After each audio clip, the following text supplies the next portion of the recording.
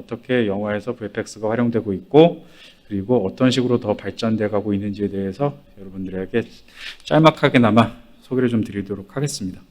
제가 생각했을 때 VFX라는 거는 이렇게 영상을 만드는 거에도 있지만은 기술을 개발하는 데 있어서도 항상 제일 앞에서 그런 것들을 실현해내고 있는 거라고 생각을 합니다. 저희가 이제 총 제작한 VFX 샷의 개수로만 따진다라고 하면 한 2,500개 정도의 샷이 사용이 되었고요.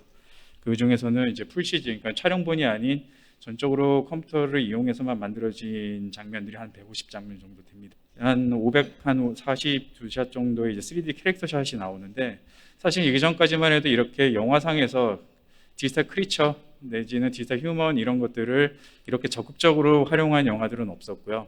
그 외에 이제 헤비한 3D 샷 같은 경우에도 한 630샷 정도. 그러니까 수치로만 보면 사실은 어마어마한 작업이라고 저는 생각을 하고요.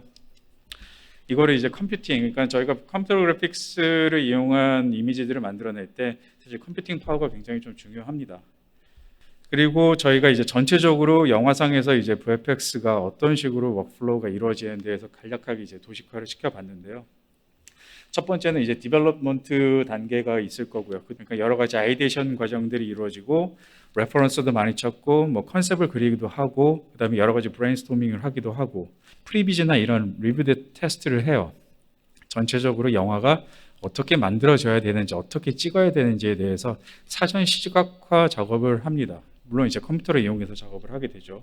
그런 준비들이 다 됐다라고 하면은 실제 저희가 이제 촬영을 하게 되고요.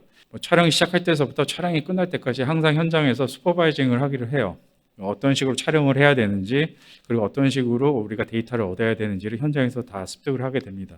그냥 단순하게 컴퓨터 그래픽을 하는 사람들이니까 책상 앞에만 앉아 있을 거라고 생각을 하게 되는데 사실은 그렇지는 않아요. 그리고 저희가 촬영이 다 끝나게 되면은 그 결과물을 가지고서 편집을 하게 되고 그 편집된 거에다가 저희가 VFX적으로 이미지를 만들어서 최종적으로 프로젝트가 끝나게 되는 거예요. 아까 서두에 말씀드렸던 것처럼 이제 프리 프로덕션 동안 뭐 스크립트 브레이크다운을 하게 되고 컨셉을 그리기도 하고 프리비주얼 하기도 하고 시퀀스 디자인도 합니다. 그리고 테크비즈도 하고 여기서 가장 중요한 게 이 영화에서 이제 키샷과 R&D였어요.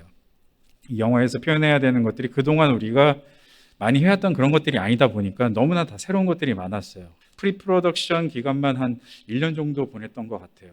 오른쪽에 보시면은 이상하게 생긴 것들이 있죠. 회색 공하고 반짝반짝 금속공, 그리고 밑에는 이상하게 생긴 차트. 맥베스 차트라고 하고 회색 공은 그레이볼이라고 하고 오른쪽에 반짝이는 공은 크럼볼이라고 합니다.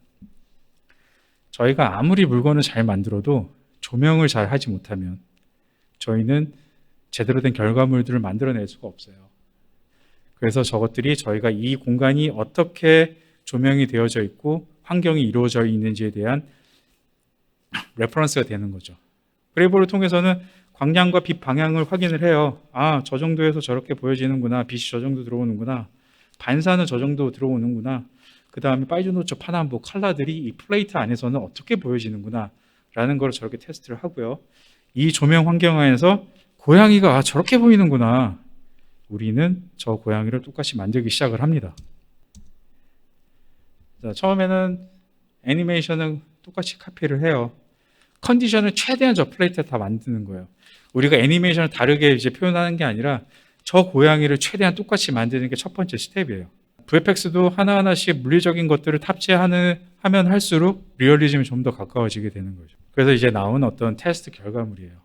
물론 최종 고양이 어떤 최종 파이널 룩까지는 아니지만 이 정도 선에서는 우리는 실제 촬영을 했을 때 만들 수 있겠구나. 대신에 표현하는데 어디까지 가능하겠구나. 저희는 사전에 다 정리를 했죠. 이 같은 경우에는 우리 영화는 계속 변신을 해요. 저 비행체가 사람으로 바뀌기도 하고 사람이 자동차로 바뀌기도 하고 사람에서 로봇으로 바뀌기도 하고 로봇에서 다시 사람으로 바뀌기도 하고 변신을 하는데 이 변신의 방법을 어떻게 찾게 될 거지? 근데 이제 저희가 약속했던 우리 영화의 가장 기본적인 최소 단위 큐브를 이용해서 모든 것들이 다 표현이 됐으면 좋겠다. 우리 영화에 등장하는 모든 효과들이 다 큐브에서 시작을 합니다. 이렇게 해서 저희는 컨셉이 되게 중요한 거예요. 저희는 촬영을 시작을 시작을 합니다. 초반에 말씀드렸던 그레이볼과 크롬볼, 그 다음에 칼라 차트, 이 공간 안에서 어떻게 보여지는지 사실은 매 순간순간 달라지거든요. 위에서 스팟라이트들이 번쩍번쩍 하고 있고, 이런 상황에서 이 안에서 캐릭터들이 어떻게 보여질지에 대해서 우리는 알아야 되거든요. 이걸 저희는 레퍼런스 촬영이라고 하는데, 이 레퍼런스 촬영이 저는 그 어떤 무엇보다도 가장 중요한 단계라고 생각이 들어요. 이게 이제 하이 다이밍 레인지 이미지라고, 이 공간 안에 빛이, 그러니까 조명이 어떻게 되는지에 대해서 저희가 데이터를 뽑아내는 어떤 과정이에요. 저게 있으면 진짜 이 공간에 물체가 있는 것처럼 가장 첫 번째 단계가 시작이 되는 거예요. 그래서 굉장히 중요합니다.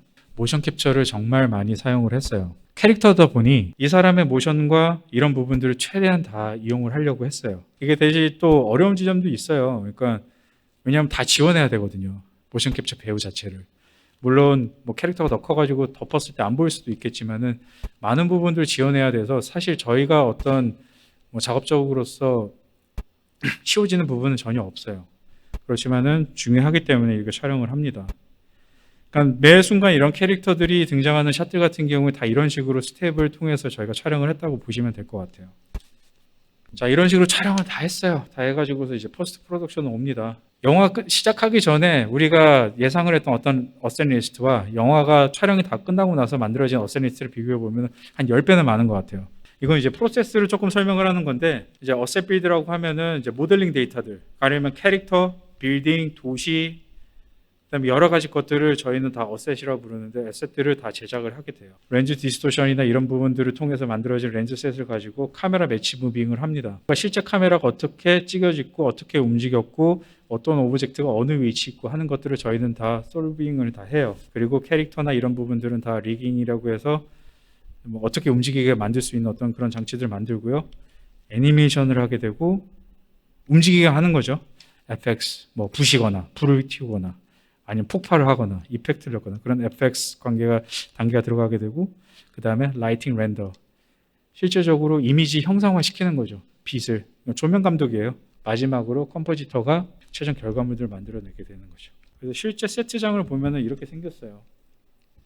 그래서 저희는 이렇게 약속을 했어요. 자, 2층까지는 건물을 짓고 그 안에서 이제 사용되는 부분들은 최대한 실사 사용을 하고 나머지 부분들은 우리가 VFX에서 연장을 해서 최종 그리품을 만들겠다. 그래서 도심은 저희는 100% 이제 하바 이 상황, 재난 상황에 대한 공간은 저희는 무조건 다 VFX로만 만들어진 샷들이에요. 이게 이제 외계 우주선이 추락하는 장면인 건데, 이제 매칭 무브, 카메라를 솔빙을 합니다. 그리고 감독님과 애니메이션 블러킹을 해요. 아, 이 타이밍에 이런 앵글에 이런 식으로 비행기가 추락을 하게 될 겁니다. 그럼 감독님이 편집을 하죠. 만약에 이게 없으면 감독님은 편집을 못 하잖아요. 얘가 어떤 속도로 떨어져? 편집자도 못 하고. 그래서 저희는 이런 애니메이션에 들어가는 것들은 사전에 저희가 블러킹 작업을 해서 편집실로 다 보내요. 그래서 편집 기사가 그걸 보고서 타이밍을 보고서 이제 편집을 하게 되고, 거기서 빠르다 늦다에 대한 부분들을 정리를 해서 이제 편집 락을 하게 되고요. 그 다음에 조금씩 이제 애니메이션 업데이트를 하기 시작을 해요. 이제 이게 최종 그림입니다. 1, 2층은 부서지긴 하지만 그래도 건물 자체가 붕괴되는 건 사라지게 되고요. 서두에도 말씀드렸던 것처럼 VFX가 물리적인 것들을 하나씩 꽂아 넣을 때마다 리얼리티가 점점 올라간다고 말씀을 드렸잖아요. 이 건물들 같은 경우에 진짜 콘크리트도 있고요. 철근도 있고요. 그 안에 들어가는 뭐 방화폼, 그러니까 우리가 생각하지 못했던 어떤 그런 요소들이 다 들어가 있어요. 그러니까 시뮬레이션 자체도, FX 시뮬레이션 자체도 그런 것들이 들어가지 않았을 때와 우리가 실제 건물 지을 때 사용한 어떤 그런 것들이 들어갔을 때하고는 전혀 다르더라고요. 그리고 그 걔네들이 가지고 있는 어떤 물성에 대한 특장점이죠. 특징들을 다 시뮬레이터 안에 넣게 되는 거죠. 그렇게 되면은 점점 더 리얼한 어떤 그런 결과물이 나오게 되고요. 그렇게 해서 점점 저희 한국 영화의 VFX가 발전을 하게 된 것 같아요. 물론 그럼에 통해서 이제 렌더링 타임이나 시뮬레이션 타임 이런 부분이 늘어나긴 하지만 점점 이제 VFX 컴퓨팅 파워도 점점 늘어나고 있기 때문에 그래서 이제 발전을 계속 하고 있는 것 같습니다. 네, 감사합니다.